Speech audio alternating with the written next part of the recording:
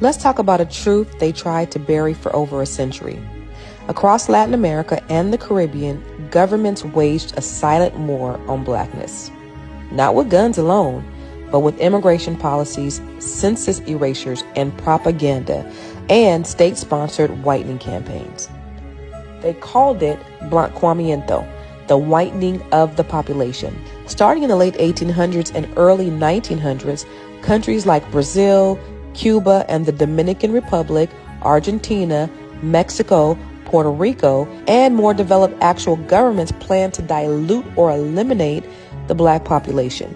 They believed that by encouraging European immigration and interracial marriage with lighter-skinned people, they could literally breed out blackness from national identity. They predicted that by the year 2012, black Brazilians would disappear. Let that sink in. They gave black erasure a deadline. These weren't conspiracy theories, these were state policies. So let's break it on down. Brazil was once the largest slave-holding country in the Americas. After slavery was abolished in 1888, the government paid European immigrants to settle and intermarry to improve the race. They believed black Brazilians would be gone by 2012. Spoiler alert, we're still here. In Cuba, Afro-Cubans once made up over 60% of the population.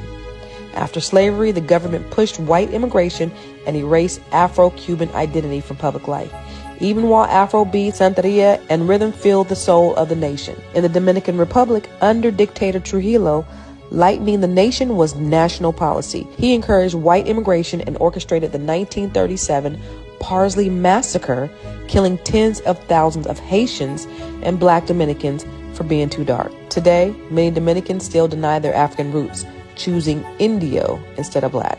In Argentina, black Argentinians were erased from the census. Literally.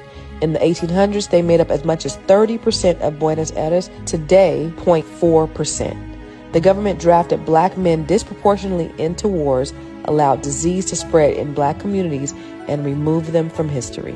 In Puerto Rico, black Puerto Ricans once made up over half the island. Now, just 12% identify as black. Centuries of whitening campaigns taught families to marry lighter to get better. Colorism became normalized. Afro-Boricuas are still erased in media and politics. Mexico, home to Afro-Mexicans for centuries, yet didn't acknowledge them until 2015. Even now, they remain under-resourced, undercounted, and underprotected in places like Oaxaca and Veracruz. How does this affect us today? This war on blackness became generational trauma.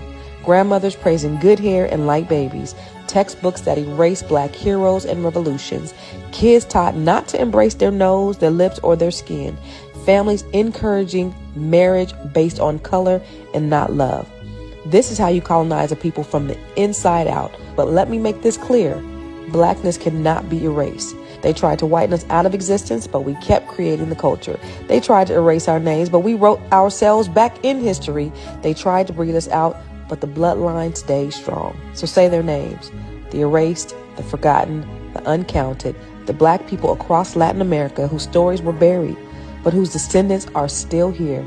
We are black, we are Latin, we are Caribbean, we are global, and we are not erased.